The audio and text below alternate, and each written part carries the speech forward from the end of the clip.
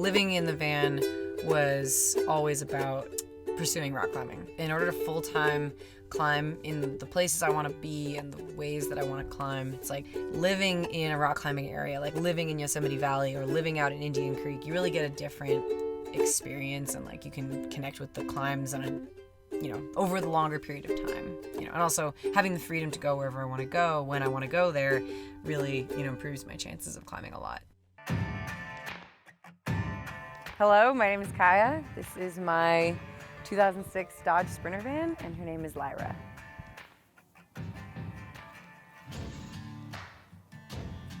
Inside, I have like a kitchen sink, clean water, gray water tanks. I have a foot pump. This is my map of everywhere that I have been. These are all places people have recommended I go to. I have my Coleman stove, which is connected to a hose that is connected to a propane tank down underneath the bed. This is like my kitchen cabinets and stuff like that. This is all clothing storage and like random stuff.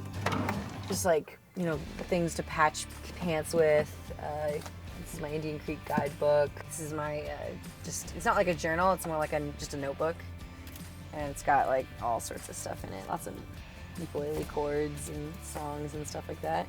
My sister drew this actually. This is a better example of her work. So she drew that for me one year. 600 watt pure sine wave inverter right here.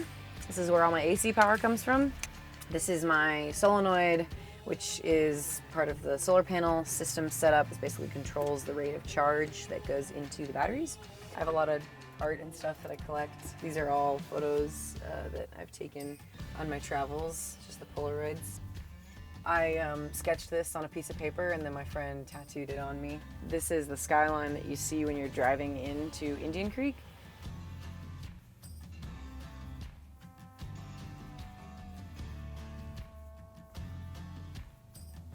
I store my rock climbing gear mostly back here. Cams, quick draws, rope storage.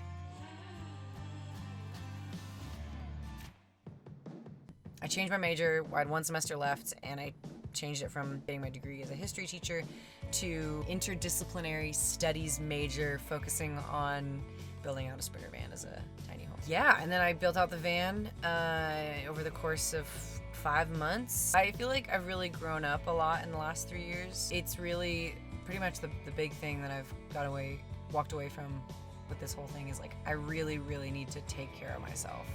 You really can't compromise on your needs in a van like this because it's so small and like every single step is a lot of work. And so if you're not prioritizing the things that you need to do, they're never going to get done. What is it like being a solo female traveler? I think it's a really complicated question, and I have a lot of like conflicting feelings about solo female travel in general and like public perception of it. I think like I don't want to discount like the actual risks of like traveling alone as a woman, because like I do think that those are real and they're valid. It's one of those things where it's like something bad is probably not going to happen, but if something bad does happen, it's more likely to happen to me than to you. It's funny because like sometimes I'll wake up and I'll be like, wow, I'm in a van. It's cool to wake up and be like, oh wow, holy shit, this is my house. Like, I don't know, I guess van life means, having more freedom to do the things that I want to do